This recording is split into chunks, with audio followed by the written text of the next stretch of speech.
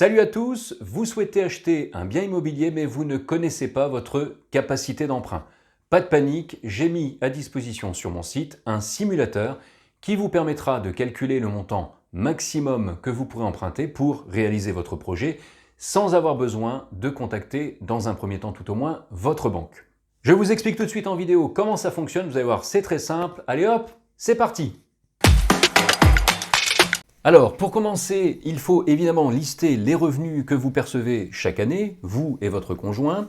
Si vous êtes salarié, prenez le plus simple, c'est de prendre le cumul net imposable qui figure sur le bulletin du mois de salaire, le bulletin de salaire du mois de décembre.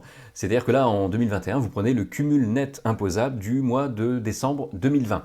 Attention, prenez bien ce montant et pas le montant que vous percevez réellement comme salaire, puisque vous savez que maintenant, comme l'impôt sur le revenu est retenu à la source et que les banques prennent en compte le montant imposable, vous devez prendre effectivement ce cumul net imposable.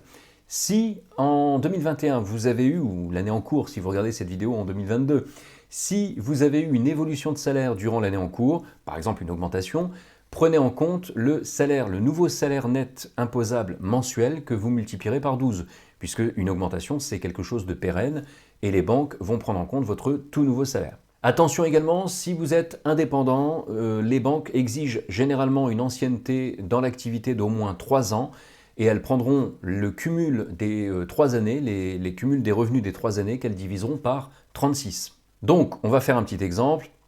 On va considérer que, par exemple, vous avez 32 500 € pour le premier conjoint de revenus nets imposables annuels. Pour le deuxième conjoint, vous avez par exemple 34 780 €. On va considérer, alors les allocations familiales, vous les prenez en compte évidemment, sauf si vos enfants, sauf si vous ne les percevez plus, tout simplement. Donc supposons que vous ayez, je ne sais plus combien c'est exactement, mais supposons que vous ayez, ça doit être dans les 120, 130 €. Bon, supposons que vous ayez 120 € par 12 mois, 1440 €, vous reportez le montant annuel de vos allocations familiales perçues ici. Si vous percevez des pensions, par exemple une pension alimentaire ou une pension quelconque, mais une pension à caractère permanent, vous reportez le montant évidemment dans cette case correspondante. Les revenus fonciers, vous les considérez également, hein, si vous louez des logements et que vous percevez des revenus au titre de ces locations.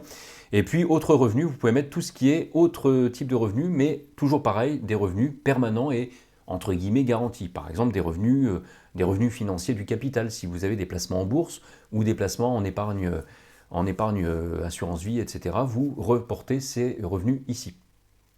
Donc là, dans cette première simulation, on a par exemple 68 720 € de revenus par an. Ramené au mois, ça fait 5 727 €. Voilà, donc c'est calculé automatiquement, bien entendu. Alors on passe maintenant aux charges. Dans la rubrique crédit, vous reporterez en cumulant sur l'année tous les crédits, crédit voiture, crédit à la consommation quelconque, tous les crédits que vous avez actuellement. Ne comptez pas le prêt immobilier si vous avez actuellement un prêt immobilier pour la maison ou l'appartement que vous habitez, puisque si vous revendez cet appartement ou cette maison en vue d'acheter votre nouveau bien, la mensualité du prêt immobilier disparaîtra. De même que si vous avez un loyer, il est probable que si vous achetez un bien, vous allez y habiter, donc le loyer ne sera pas considéré comme une charge, bien entendu. Donc vous reportez les crédits, le cumul des crédits annuels dans cette rubrique. Donc on va faire un petit exemple tout de suite. Alors supposons que vous ayez un prêt voiture à hauteur de 350 € par mois, par 12 mois, ça vous fait 4 200 € à l'année, donc on va mettre ça en mémoire. Et puis vous avez par ailleurs, par exemple, un prêt à la consommation à hauteur de 170 €, donc par mois, ça vous fait sur 12 mois 2040 €, que je vais mettre également en mémoire. Donc en fait, les charges de crédit à l'année s'élèvent à 6 240 €. Donc on va reporter ici 6 240 €. Voilà. Les pensions versées, si vous versez par exemple une pension alimentaire ou une pension autre, mais en tout cas quelque chose de récurrent, vous reportez également le montant dans cette case. Et puis autres, c'est toutes les autres charges courantes que vous avez. Attention, vous ne reportez évidemment pas toutes les charges classiques, courantes, les assurances, l'électricité, le chauffage, tout ça. Non, non, pas du tout. Les impôts, ça ne rentre pas en ligne de compte. On ne parle que de charges de crédit ou des pensions que vous êtes légalement tenu de verser chaque mois. Les banques ne considèrent, ne prennent que ça en compte dans le calcul de l'endettement. Donc on a un cumul annuel de charges de 6 240 €, ce qui vous fait chaque mois 520 € de charges. Après avoir saisi ces éléments, la mensualité maximum compte tenu de vos revenus sera calculée automatiquement ici. Et donc vous avez ici un simulateur qui vous permet de modifier, alors c'est pré-rempli avec un taux d'intérêt que vous pouvez bien sûr modifier, hein, on peut mettre 1,10%, on peut mettre une durée plus faible, ici 20 ans ou 25 ans. Moi je vous conseille fortement, voilà je vais mettre 25 ans à nouveau,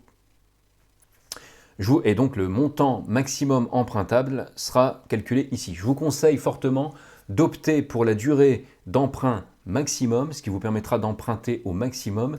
Et ensuite, si l'évolution de vos revenus est favorable dans le temps, ou si vous avez une rentrée d'argent imprévue, vous pourrez toujours faire un remboursement anticipé, partiel ou total de votre prêt immobilier, mais au moins vous vous dotez des capacités d'emprunt maximum en mettant une durée au taquet, donc 25 ans en général.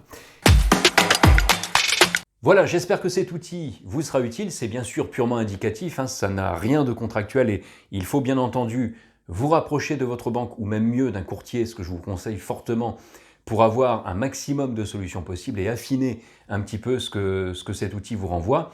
Mais en tout cas, j'espère que ça vous aidera à avoir une vision un petit peu plus claire de la faisabilité de votre projet. Sur ce, je vous souhaite une excellente journée et je vous dis à bientôt.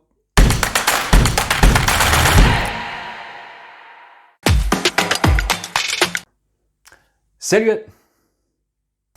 On s'en fout.